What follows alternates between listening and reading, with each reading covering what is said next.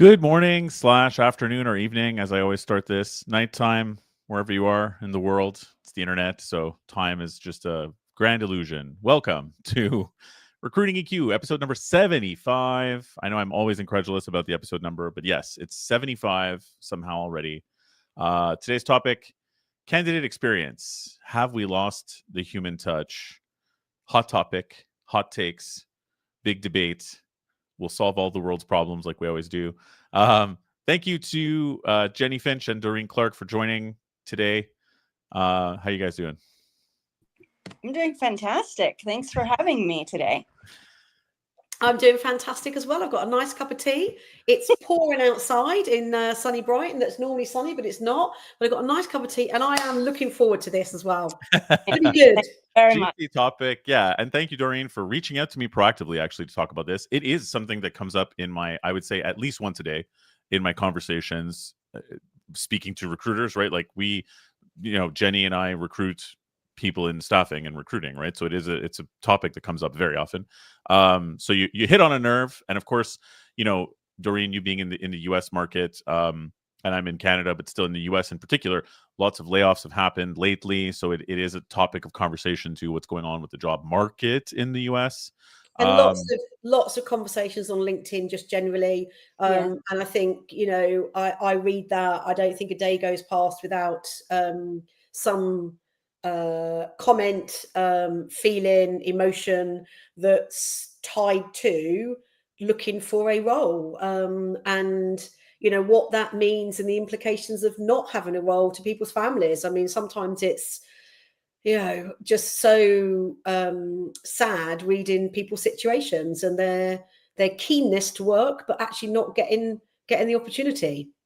Yeah, it's a hot button. I mean, that's what you just said is really what I feel has been lost. And that's that there's people on the other side of this. We have so many tools that have come into this, but in the hiring, in the job search role, we're people at the end of the day on the backside of this that have very real needs. We're all just trying to do what everyone is doing, and that's pay our bills, keep up our lives, have some sort of normalcy, right? And it's feeling very, very broken at the moment. So I'm very happy to have this conversation. And I think the other thing as well is that, most people don't have the luxury of having 1, 2, 3, 4 months money to pay the mortgage, to pay the bill, to pay for the food. And I mean, some people might do if they're being given a redundancy payoff, but typically it isn't enough. And so choices need to become different, and every interaction feels different. I know from talking to candidates that are in that situation that it's just heightened a lot in terms of the feeling of no response. I've got to know. I applied 3 minutes ago, but I've automatically got to know, and it's tough. Yes. You start to wonder how much of that no is a real no. Did a person see me? You start to question things that, a few years back, and not even that long ago, you were not questioning. You didn't even think about it. It wasn't kind of in your realm. And now it's, become very normal to make up your own stories and your own narratives to what is happening behind. And if we don't start to get some answers, if we don't start to fix what is really going on, this is going to become very dangerous for not only the companies and for those that are helping in the hiring process, but for the candidates that are looking for work, because I think it's going to, similarly to like what 2020 did with COVID, it's going to start this new era, sort of like the freelance generation that kind of rose out of that. I think it's really going to change the scope of how we do things just purely out of frustration. Yeah. And just to sort of situate this a little bit, Doreen, you had reached out to me. Like I said, we've already had a lengthy conversation about this, you and I, prior to doing this podcast. But if you could maybe situate for listeners a little bit about, you know, who you are, what your background is, what you've been doing, and also if you could situate, one of the things you brought up to me was just differences that you're noticing of being on the job market now in 2025 to what it was like a few years ago. Yeah, it's very different. I mean, aside from it being a few years ago, I mean, I remember, when my kids were younger and they're in their 20s now, I remember literally, just walking into a place where I saw a job. And I know this hasn't been in our past recent years, but you just walked in, you shake someone's hand, said, "Hey, I saw this." And they're like, "Yeah, cool. Can you start at like noon?" Those days are so long gone. Let me tell you what I would give to just open up like a newspaper and be like, "I need something. Let me go there." And I go do that. We know those days are gone. And so for me, I mean, I've spent 2 decades in communications and public relations, which means that I've really sat at this table with the leaders that are shaping brand reputation. And I've also been the candidate on the other side of that interview process. And so over the course of my career, I have been unfortunate enough to have been through multiple layoffs. And, sometimes it's because of the market shifts, or sometimes it's just restructuring. But that experience has really given me a very unique perspective in, what I'm seeing. And I've really seen it firsthand, how inconsistent and how confusing and how dehumanizing this process has been for the candidates. And as a communicator, I really understand how this makes you feel. And I also believe that it is as equally important that this is a symbol of the company's culture and the values and their future if they engage in these broken processes that are fueling this narrative. And so I've come to realize that a successful hiring strategy is kind of like a communication strategy that I would have built, right? It requires clarity, and it requires consistency, and it requires authenticity. You can't just send these messages into the abyss. You have to really understand your audience, and you have to build trust, and you have to follow through on your actions, and you have to be able to match the story that you want your brand to tell by how you are reaching these candidates. And that is not being done right now. And so there's a lot of disconnects in what is happening. And it's just my perspective that this process is rampantly broken. Yeah, and that's fair. And in all fairness, I would also say that I've spoken to a number of people. Like normally, I'm speaking to people in staffing and recruiting, but I have spoken to a high number of marketing and PR and communications people outside of staffing lately, just because of this podcast, right? Because I have people who are in marketing as well, and it seems that a lot of them share your opinion fully, Doreen.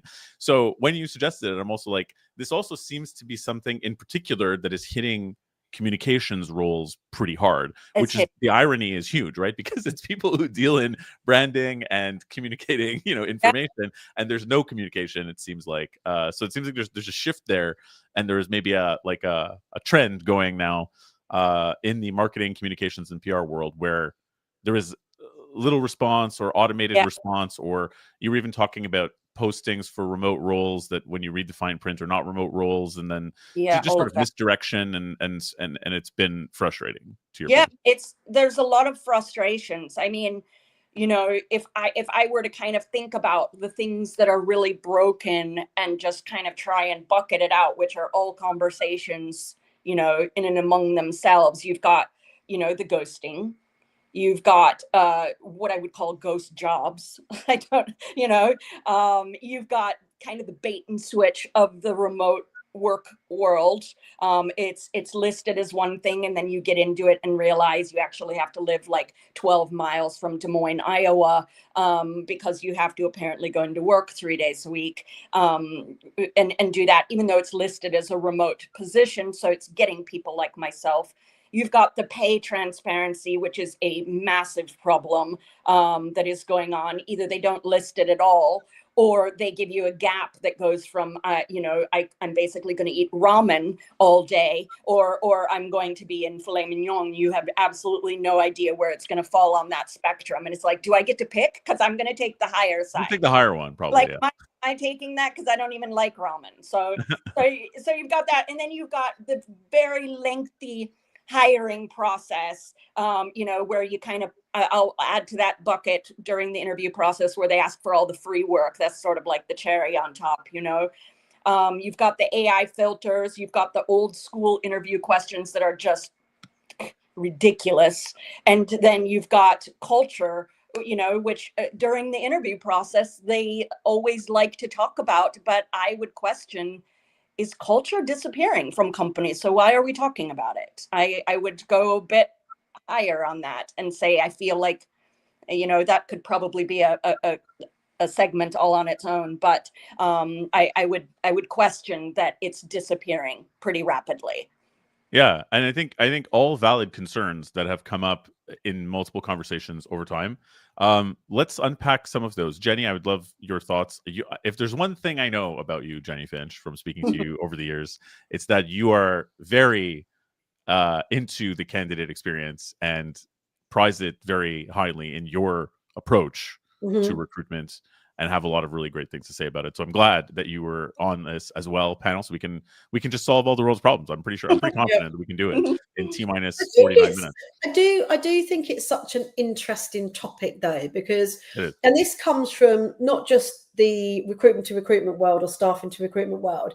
This is generically on LinkedIn at the moment, because there's obviously a lot of high emotions, high feelings about individuals experiencing what they experience, and that's real. Perhaps the companies don't intend them to experience that. I would say that no one starts out to give someone a bad experience, but unfortunately it can happen. And we were talking earlier when we came on that Doreen, you mentioned that there was a job that was advertised. Within 14 minutes, there were 300 candidates that had applied on LinkedIn. And, someone's thinking and thought might be, well, if there's 300 already on there, then I'm not going to apply. My thinking was all those 300 may not be right for that role. And from a company viewpoint, they're obviously a large company potentially. From a company viewpoint, are they then missing out on that 301st, 302nd, 303rd candidate that should apply in the 15th, 16th, 17th minute? But the perception that from a candidate viewpoint, which I'd never really thought about, is like, why am I going to bother? Why am I going to bother doing that? And then there's other things that I've read as well, is that where there's obviously a lot of conversations about not hearing anything. There's you made an application, you haven't heard anything. Does that fit into ghosting? There's some food for thought that maybe it doesn't, because you just haven't heard back. If you've engaged and had an interview, then that's maybe something different. But yeah, it is really interesting, because if somebody does respond, and this is where, again, this is not my thoughts, it's from a candidate experience, not in recruitment, but in generic, that I've been reading. And this isn't really just biased to recruitment. In fact, this is just generically, how it is. I got a response too quickly. Okay, so, how did they even read my CV? Well, I got a response 15 minutes after, and it was a no. And then there was lots of comments about, well, if you're a no and you don't meet the criteria, then you're going to get a response. But that the candidate felt, rightly so, had they taken enough time? So then there was a conversation in the comments about, well, how long does it feel right that you've had a CV considered from a company and when you do get a no, is that 24 hours? Does that feel better? Or does it feel better that at least within the first 15 minutes that it's not going to go anywhere? So, I can see it on both sides, and I really do feel for both parties, because if you have a process and you genuinely have somebody looking, not an AI, this is someone looking at the CV, well, actually, whether it's AI or not, but you're not going through that filter and it's a no, how quickly should you be told? You know, does it feel off-putting because you've been told too quickly, or would 3 days feel better, but it's still a no? And I don't know. I don't know the right answer to that. And I think it's very individual. There'll be some candidates that want to know sooner and some that would prefer to think it's been a longer process. Yeah, I mean, I can only speak for myself, but too soon I've never seen as a problem. You know, like, oh, I never sit there and go, gosh, I wish you'd taken an extra 3 weeks to review all my things. You know, like that's never been a moment in my brain as far as a legitimate response. I'm presuming that you can read through my resume pretty quickly. I'm presuming that you know what you're looking for as a company and that you're able to do that. So the response I don't see as negative if it's very fast. I actually see that as having strong interest in me, and you don't want to let that go because you would presume that I'm going to have interest from others the same as I'm having interest from you. Now, in the rejection, that's different. If you reject me 3 minutes after I sent my resume through, that's seen as too quick from the applicant, because we are presuming there is absolutely, you know, we could all write the form letter right now, right? We know what we're going to get. I could say it almost word for word. Every company, no matter of the industry, like, they need to fix that because that's so insulting. But, you know, that piece is very fast. Like, it feels like then we sit and speculate a human never saw me, whether they did or not. And so I would challenge companies on the rejection piece. Let it sit a minute. Pretend like you have a human looking at it if you didn't, and give it a moment. I also feel like, if, depending on where we were in the process, if we had a phone interview, if we got to the stage of a phone interview, my rejection should be by phone. And I know this is never done. I've never received this. This is not, I've never once had what I'm saying done. However, it should be done. We are people on the other end, and you should give us the same of what we gave you. If it was done by phone, you should be like, hey, I want to give you some feedback. We've got some stuff. Call me. It should be, you know, we're talking a 3-minute call, but it's respect, right? Yeah. And I feel the same way. If we'd gotten into interview 3 and we'd been on video, all of those, you should be like, hey, Doreen, I want to send you, let's chat. It should be done that way. If we got to 3rd interview and we've been on video and I've had 3 hours worth of interviews and you're going to send me a crap form email, that's bad for the brand. And it will keep me likely from wanting to interview and hire with and go through your process in the future, which is a problem when you're trying to look for really good, really smart, really talented, really qualified individuals. It's a problem, and it's got to be fixed. But equally, I think further than that is, you will know really good, really talented, really smart people, and your experience. I don't know what the stats are now, but I think if you have a bad experience, you're likely to tell 8 people, and if you have a good experience, you tell 1. Always true. I don't know if that is the stat. It used to be the stat. I haven't Googled it recently. But, you know, whether you tell 1 or none either as well. But yeah, it's but I think, and I don't know your thoughts on this either.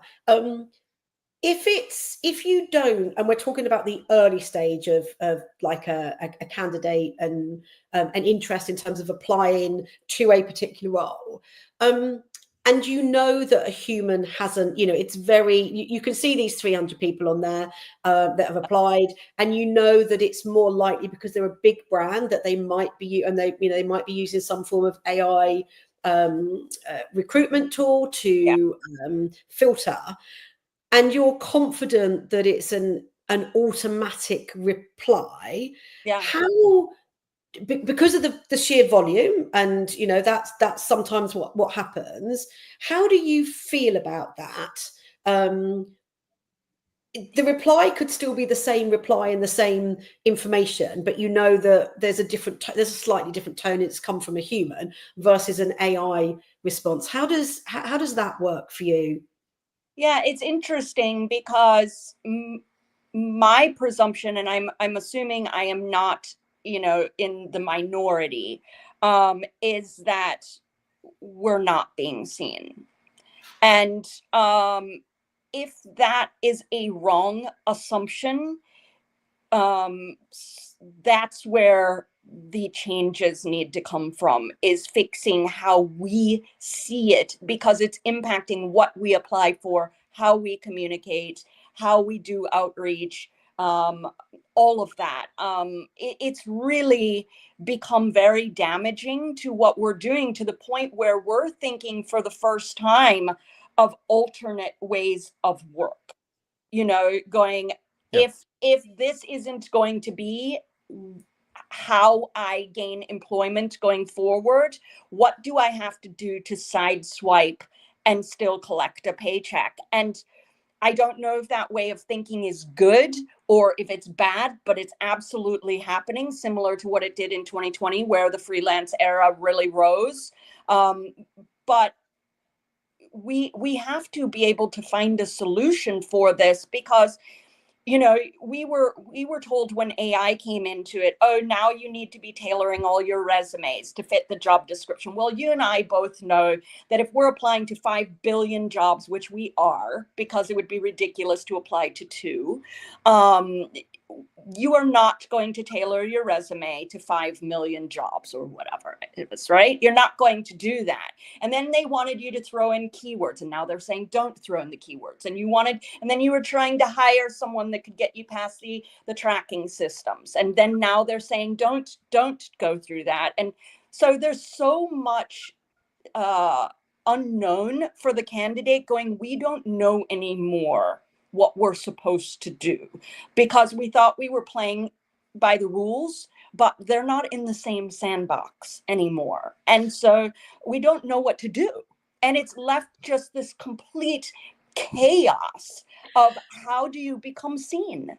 I think, and I do wonder as well, and I mean, just for clarity, I'm going to make a huge assumption here that some of those challenges are going to be with larger organizations rather than smaller organizations, because they maybe, if they're a bigger business that has hundreds of staff, they are more likely going to have those processes in. Some of the smaller businesses that are hiring won't have got that structure, they won't have the resources to do that. So you are more likely to get human, whereas the bigger players are, perhaps generalizing here, they won't have the amount of talent teams to be able to process without some help of an AI or structure or process. They're not able to do that, just because they might have, I don't know, 25 vacancies each person, and they've got 5 people in the team. They've got 125 vacancies that they're trying to fill, and they're going to have their own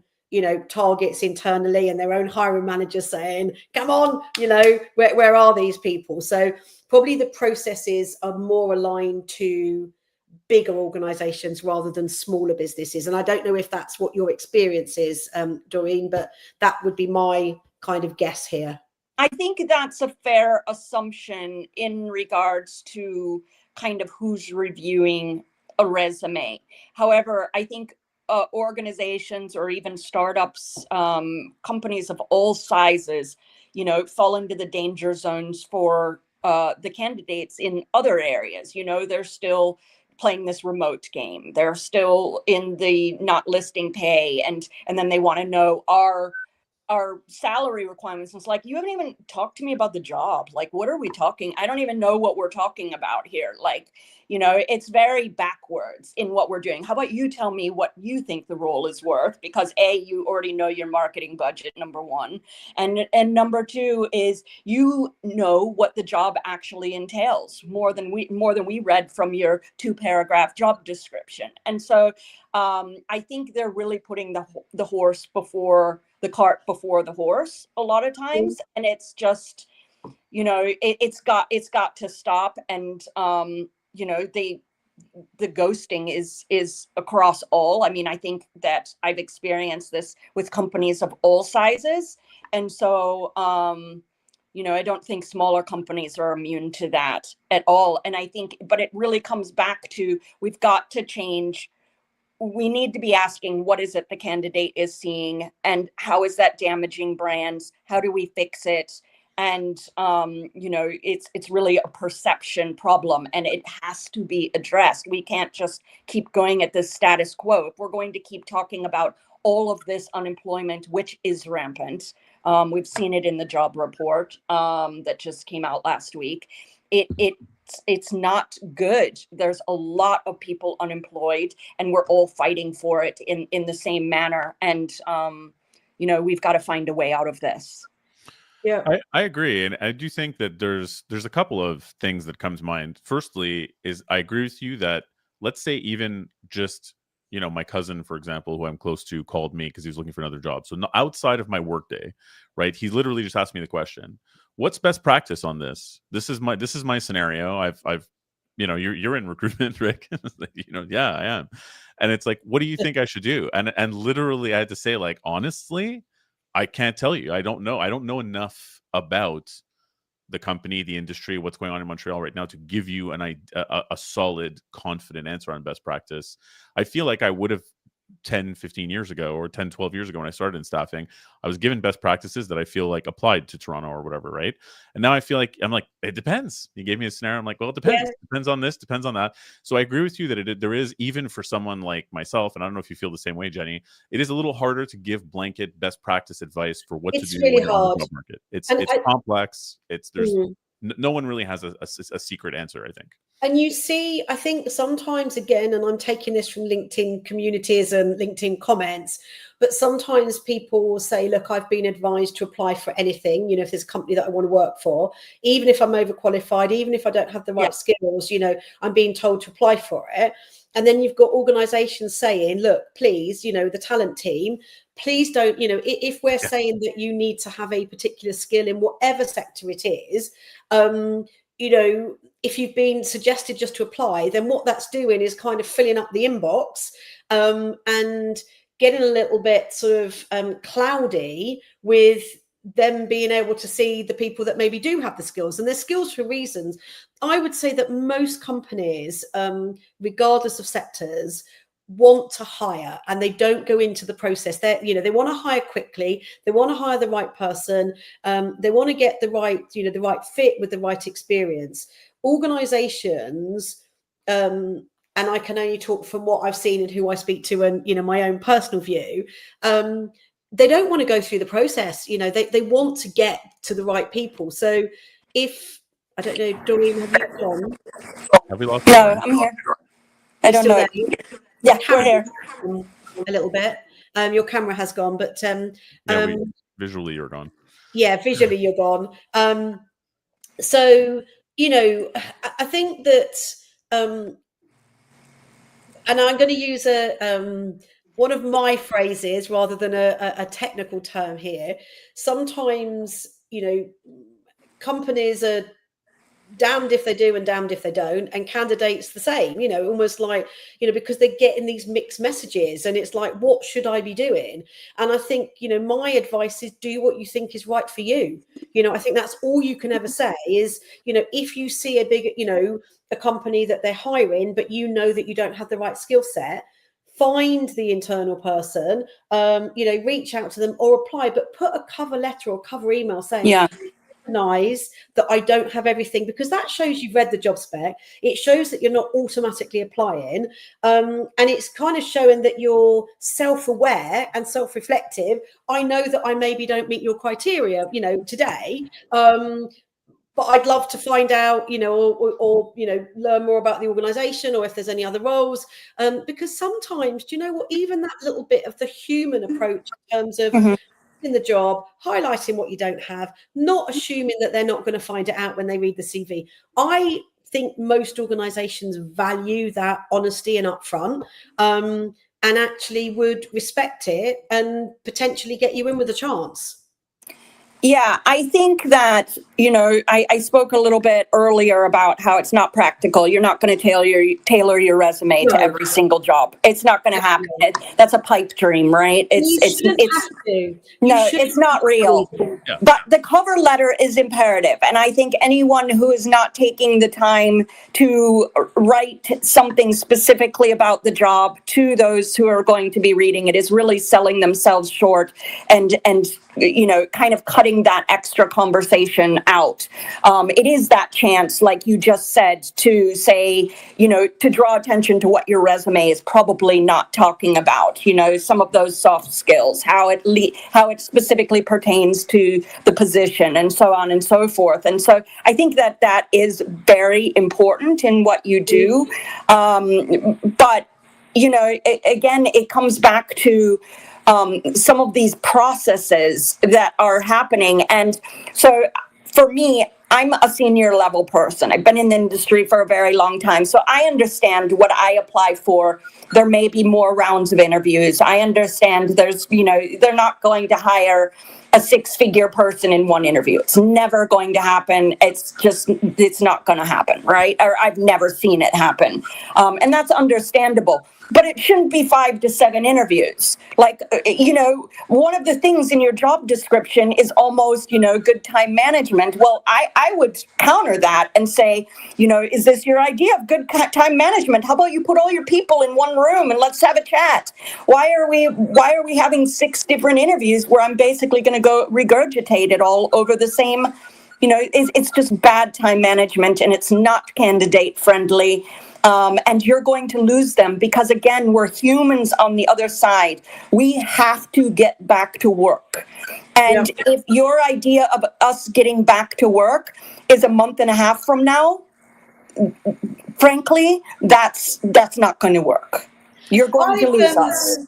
And we talked a little bit about this before we went on here, but there's obviously in certain sectors, in the creative and certain sectors, there is a desire to see evidence of someone, how they work, what they do, project, whatever you would like, a brief. I've heard, and I'm not going to be able to quote them, but I think we've lost Doreen, but let's continue anyway. Okay. I thought we were losing her anyway. We lost her video, sadly, so connectivity issues. Here we are talking about the human touch and the technology field. I've heard that there are some of the larger ones as well. There we go. You're back. Yes. I've heard of some. What I was saying was that sometimes in a process, and like you say, like a 5-6 stage process. In part of that process, sometimes candidates, when they get down to the last 2, maybe 3 maximum, and it's kind of the final stage. Yeah. There is sometimes organizations want to see evidence of how somebody might work, what their style is in a project or a brief or something like that. And I don't know whether or not you've heard this. I think we've gone away because there was a lot of communication and emotion surrounding I'm doing this for free. Yes. And I am, if they want me to come up with a strategy, particularly in marketing, in creative, if they want me to look at their website, come up with a strategy, and it's quite a full document that they want me to present. I mean, if it's, a 10-minute overview and just find 3 things, it's slightly different. But that obviously is perceived as being a consulting advice. Yes. And therefore that person should be paid for that. Yes. In an hourly, daily, however many, how much time is invested, or there is a set amount out there. And then the individuals only get asked to do it if the company is prepared to actually invest in that. And I am talking about a big marketing, creative project, not something that, is, it shouldn't take you too long. It should take you maybe an hour to do something like that. And I think a few years ago, there was uproar about it because it's almost like I've given them advice. Like yourself, I'm a senior individual. I can see what needs fixing. I've kind of done an overview, and I'm not kind of prepared to do that again. You know, they've been bitten a little bit. So, Yeah. but I think that I'm hearing in the market, again, not recruitment, that there are more businesses that actually understand the importance that if somebody is going to put the effort in, that there is a payment transaction of some kind. Yeah, some sort of payment. That's happening. Now, I don't know how common that is, but I think what it does, and again, for bigger companies, what it does demonstrate is if there is a need to do that in part of the recruitment process, and that's integral for somebody to see, you know, have they got the right skills to do that rather than talking about it, then that seems really fair. I don't know what your thoughts are on it. Fair. Am I here? Are we here? Not visually. Can you hear me? Yes, we can hear you, not see you. Can you hear me? Yeah, we hear you, but not see you. Okay. I think that it is fair to ask for work, however I qualify that statement. I have personally been asked for a great deal of work to be done. I've been asked for full plans. I've been asked to create press releases. I've been asked for messaging. I've been asked for video scripts. I've been asked for all kinds of things. And that is highly frowned on by, I can't think of a candidate that's like, gosh, I would really love to do that for you, when we all know there's others in the mix, and we'd all be lying if we say we're just ecstatic to do this in your process. The perception by us is we are giving you free work. If you were to imagine myself, and even if there was only 5 others that you've asked to do the same, that's a lot of perspectives. That's a lot of work that you could use and then potentially never hire anyone. And that's always in the back of our mind, right? So it's that perception key that's coming in again in that world, where I think it would be different for us. And I can say I've never been offered compensation to do homework ever in my career. But I think where it would be different is if they were to come to us with homework in a hypothetical situation that is maybe not in their industry or not for their company, because then we would know you're not using this as something for you're just seeing how we do what we do. How good of a writer are we? Because a communication plan for their industry is going to fall into the same buckets as a communication plan for a different industry.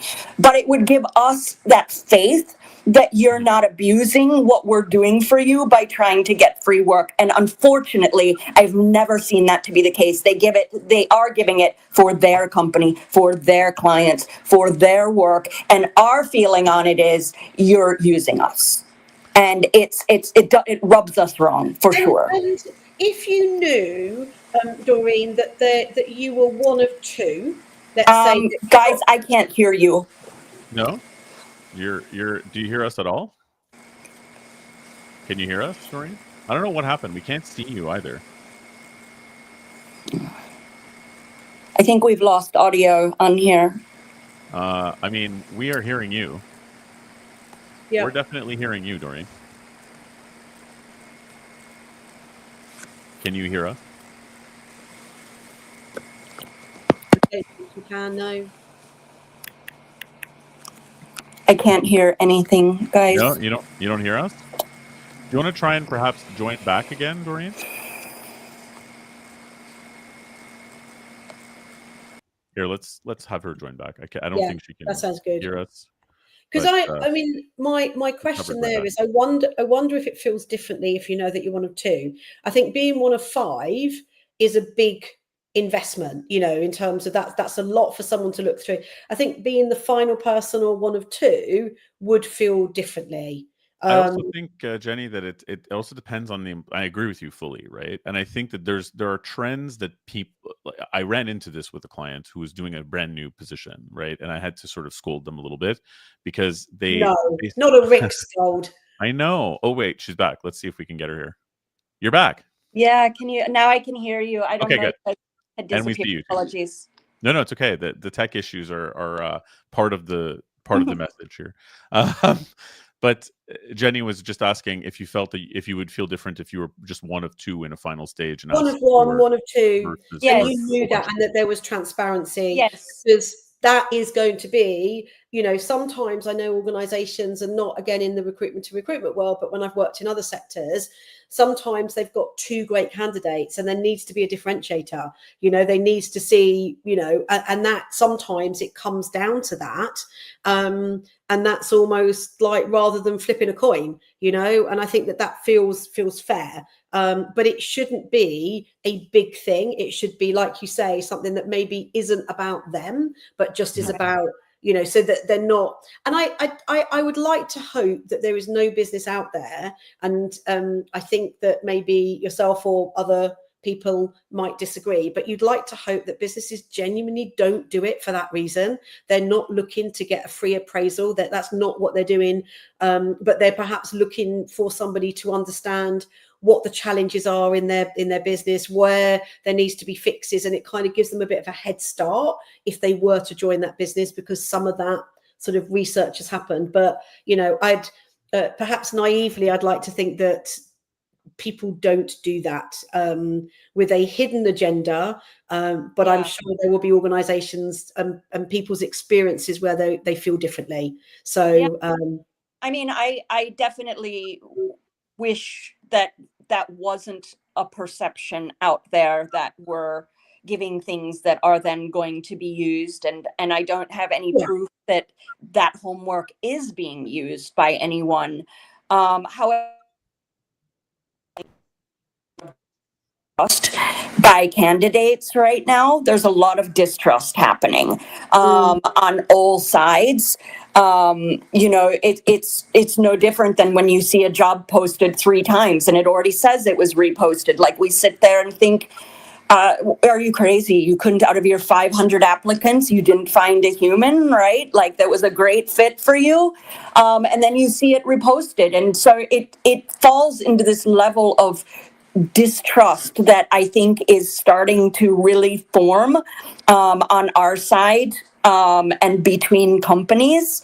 You know, like, when we see that, we start to wonder, are they just gathering our data so that we can become their followers on LinkedIn? Are they, because that box is automatically checked every time we apply, right? Yeah. Like, is that a thing? Are they posting jobs? But I think it's creating all this uncertainty for us that shouldn't be part of our process. We're just trying to go back to work. That's it. No, for sure. But I think that I think that it is a small percentage for sure of companies that do shady things like that. But I was just saying, Doreen, when we lost you briefly before, I was just going to say that I've only encountered one client who that created that perception for candidates that they were just amassing their work. And I had a couple of candidates yell at me and say, you know, I'm going to press charges or whatever else. And I'm like, I love hearing litigation talk dealing with. So I was freaking out a little bit, but it was fine in the end. I mean, but the point is, they weren't doing that. What they were doing, though, was disrespecting the candidate's time. They were asking every single candidate to do that step. I found out even outside of me, every single candidate was meant to make very specific work to their industry, even if they weren't getting like a final interview. So they'd ask them to submit the work and then not even giving them the chance to talk to them about the work they did in the last interview. It's just a misstep, but it was new to them. I think that it was just them being green and not understanding that it was a bad perception. So it was a learning opportunity. But I also saw how quickly the candidates were like, this is not acceptable. This is blah, blah. And so it was like, whoa. So I had to sort of navigate, and it wasn't intentional. It was just, they weren't thinking of respecting the client. They were very busy, but certainly that's not how you do things, right? You don't ask every single candidate to do this work that's specific to you, and then not even necessarily give them the chance to have an interview and talk about it, and then just cut them loose. Like, so that there's I think some of this is also smaller businesses in particular see these ideas for their hiring process in podcasts, in books, in stuff like that for other companies, and they try to apply them sometimes willy-nilly, maybe, and they have to learn the hard way that they've done it poorly. I've certainly run into that as well, right? Where it's like, all of podcasts like this one hopefully are helpful to people, but like, there's a million of them, business podcasts, and people are like, you know, Steve Jobs did this for Apple, so we're going to do it too, or whatever, as though you're Apple, right? Like, that's a giant brand, and so it has to be appropriate to what you're doing. And I do feel like it, to some extent, sometimes some of these problems come from companies just trying different stuff, trying things out, and maybe not necessarily realizing that they're damaging their brand or that they've made a misstep. You know what I mean? And I think they are trying different stuff. I think there's a lot of massive failures happening right now, which I think is just being magnified because there's so many of us looking for work. Yeah, exactly. But the question that the companies really need to be asking when they get ready to post a job is, if I were on the other end, how would I want this experience to be? And that's everything from how they write the job description to the accuracy of the contents to how long will this process take to, it's all these pieces and parts. And the more that they can tell us, the more we're going to have faith in what we're, becoming a part of. And I kind of equate job search as like online dating. It's become a game of numbers, and that's sad. Like, you have to sit and click yes on so many. You have to apply to 400 so that you can get 2 crappy job interviews. It's become this game of numbers that's not good, because then what you're doing is kind of what you talked about earlier, where you're probably applying to jobs that maybe are a little outside of your wheelhouse. You're applying to jobs that are maybe under the pay that you deserve, where your career has been, which is going to make you a hopper in the future. So there's a lot of things that are coming into this, but we know it's a game of numbers. When you have something in 12 minutes and there's 300 applicants and you sit there and go, okay, this is what I'm in. This is what's happening.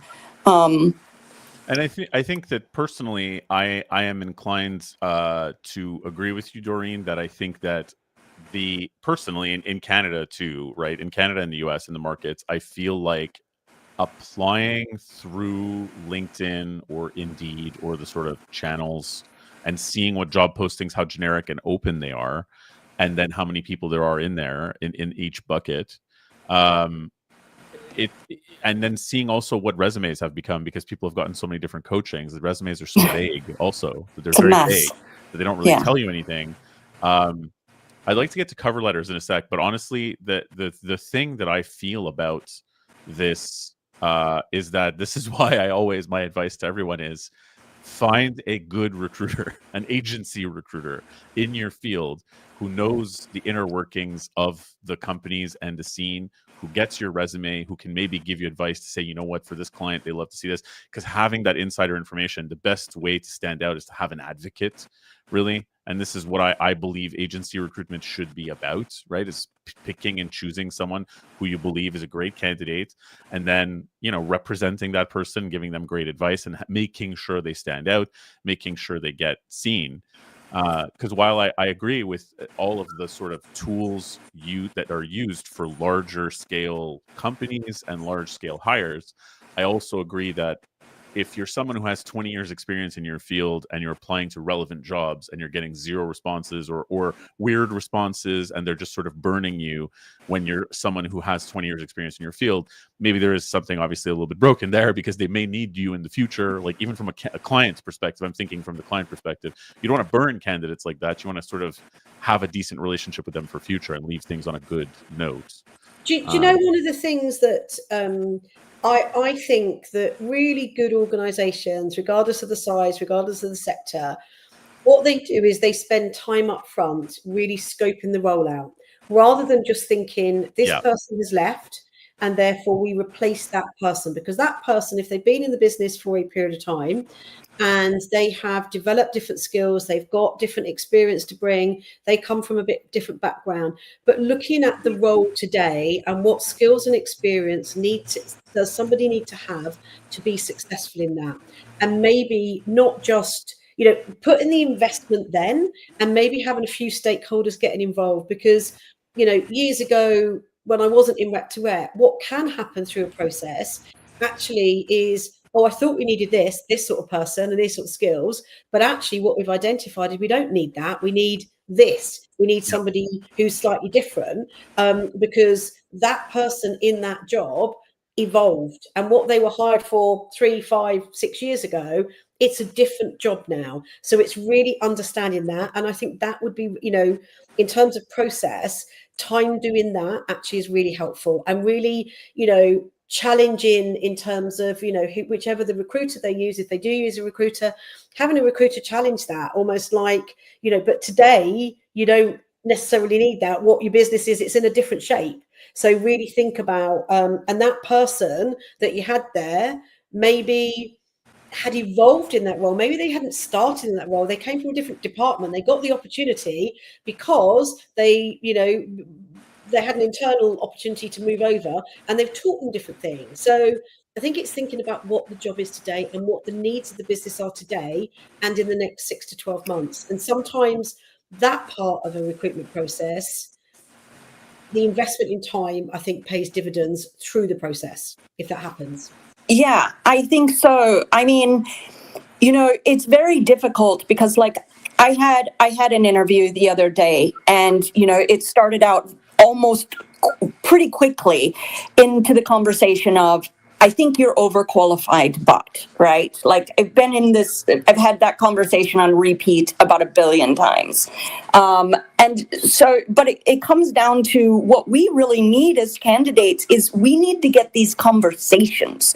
We need to get it off paper. We need to get it off social media. We need to get into your video screen, onto your telephone, and we need to have a conversation so that we can explain ourselves beyond what that resume is doing. That's the holy grail for us, because, I'm confident that if I can get these conversations, I'm going to secure something. It's when I stay in the abyss that it just falls flat, right? Because nobody can do it. And so, I can then talk through my bag of tricks. I can talk about what that means in a way that is practical to the organization and practical to the role and practical to the team members that I would be working with, in a way that a flat resume could. I don't care who did it and what genius writer had and what AI tools you had in the mix. It's flat. Right? There's nothing in there that's flat. We need to get into the human piece and let me sell myself to you.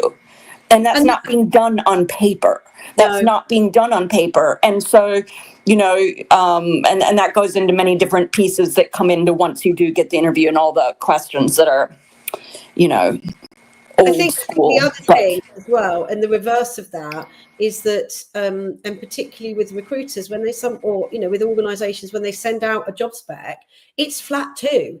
You have to bring it to life. Sure, same with the CV, and it's almost like you have to have the conversation, because you need to understand what isn't written in that job spec, what isn't written in the opportunity, how the dynamics of the team. And I think, going back to Rick's point, in terms of, sometimes, and not every job and not every role will allow this to happen, but sometimes, a recruiter can do that for you. Mm-hmm. They can bring you to life. They can explain. They can have had a video interview with you, and they can speak to a company and say, look, on paper, you are not going to interview this person. I know it. I'm not even going to send them across.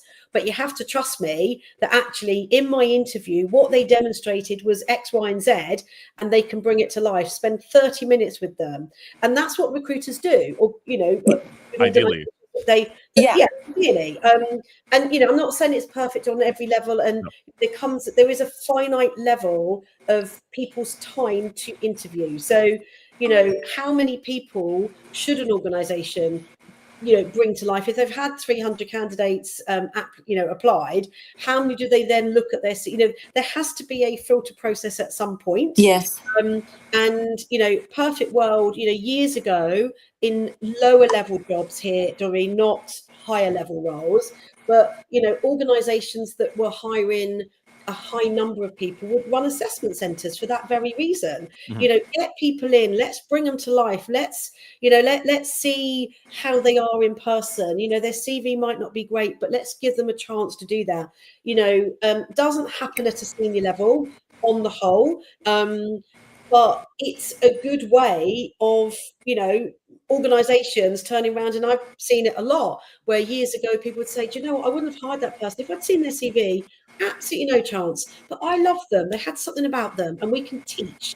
We can teach and train. It's about attitude, but that's obviously a more entry point rather than a senior point.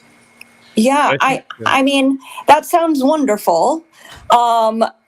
I just feel like the giving a chance moment has passed. Right. It's I rare. feel, It's rare. yeah, I feel like, they're looking for that magic fit, based on things that may not even be what they really need. They just think they need it in a snapshot of a moment. And it's just, I think it's not serving the company, and I think it's not serving the candidates, and I think that recruiters are getting caught in the middle of those pieces. And because what they're learning about us, even by the questions they ask us in interviews, is not the correct things they should be asking us. I mean, I could almost in my sleep answer questions that I know they're going to ask me, because I feel like they just went on ChatGPT 4 minutes before our interview and said, give me 5 questions to ask this gal, and it's ridiculous, because I've been asked it so many times that it's now so canned in my brain that I'm not anymore talking about myself. I've just sat there and rehearsed it and practiced it and thought about it, and it's fake. Well, sure. And It's not real. I think you raise a good point, though, is that, and this is something that's come up on this podcast as well, too, is, part of this whole thing, this whole exercise that we're doing on Recruiting EQ is to focus a little bit on relationships and to sort of demonstrate that, right? And talk amongst recruiters and sort of make the argument that relationships between human beings are important, and they are sort of, just for some, they're falling out of the mix because you're so busy and you're using so many tools. There's not a lot of face-to-face. So the relationship aspect can fall away if you don't really think about it and keep it, top of mind. And I think that is the case across the board. And I think that this whole question of AI tools automating everything, I think, just to put a positive spin, is actually an opportunity for us to get back to the egg and ask ourselves the question, like, do we have to do all of the old things anymore? Getting a resume in a certain format and putting up a job description in a certain format and having a posting on LinkedIn and whatever else and asking the same behavioral questions over and over again, is that the best way to find the best person? And also, like you said, Jenny, just sort of willy-nilly saying this role is empty, let's just get another Fred was in the job before, let's find another Fred. But is Fred the same person even as he was when he started? And so do you want to look at the way Fred was when he first, you want to look at his profile when he first started to replace who he's become now? It doesn't, so again, that taking the extra time to think it through and open up our minds a little bit to be to the possibility and be optimistic. I think the cynicism runs both ways, Doreen, is the problem. I think that the cynicism, and it runs both ways on the client side too, where part of the reason why these job descriptions or the fit that they're looking for gets so specific is because they have been burned by candidates who didn't really care, didn't show up, or God knows what, right? So I think that unfortunately that is a damaged relationship on both sides that I think needs to be repaired. Need couples therapy for employers and applicants to sort of believe. I'd sign up for that therapy. Yeah, there you go. So next week on Recruiting EQ, couples therapy for employers and. Yeah, I mean, I just think that, we've got to change the way that communication is happening here. Yeah. I think it's just a very broken cycle that's going on, or lack thereof communication. I think the job descriptions need to be much more transparent, which would be better for the candidate, and in turn it would be better for the company if they're then screening the candidate that actually is what you want. There has to be a shorter, more streamlined process for everything we're doing. They need to be talking about the decision and the timeline that comes into play. And if we're only 2 that are left in the mix, tell us that. We want to hear that, because otherwise our assumption is that we're still in a pool of 15 or something like that. And we're going to keep going off in another end, because again, our goal is to work. We're not in it for this fun process that we're part of, there's nothing fun about it. And I think that these ghost jobs have got to get removed. I think they're rampant.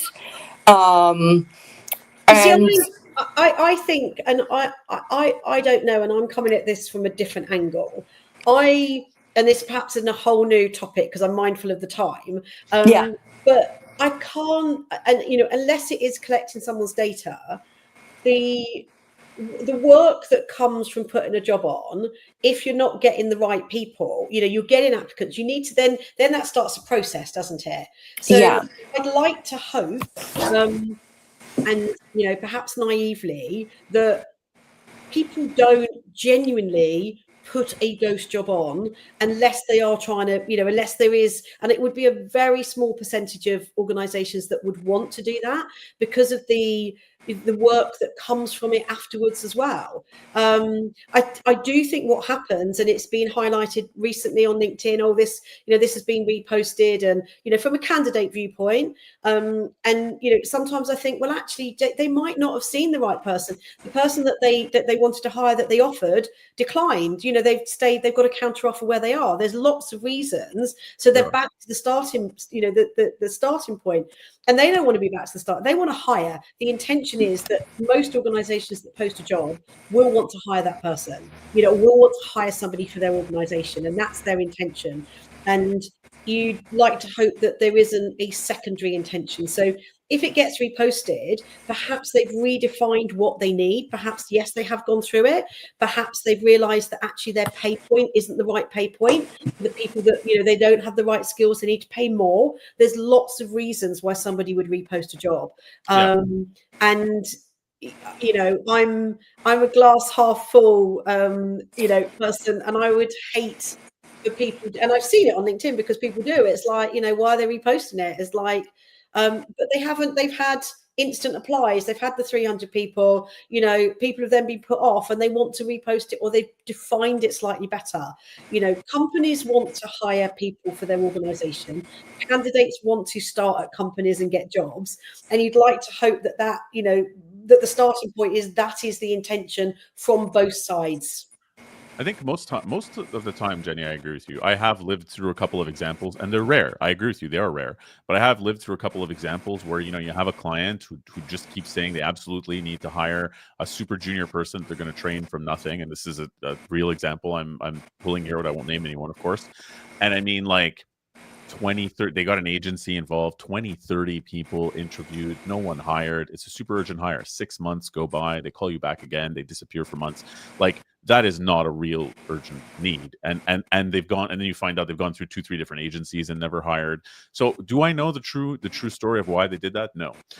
Can I, though, advise people on that's what happens at this company? Yes. Not publicly, because I don't want to name anyone, but that's one of the benefits of having a recruiter is, to your point, Doreen, is that, if someone's been on the client side and seen an experience and saying, like, I know that this is a company that's hiring, but I wouldn't put a lot of stock in it necessarily because I haven't had a great experience with them in the past.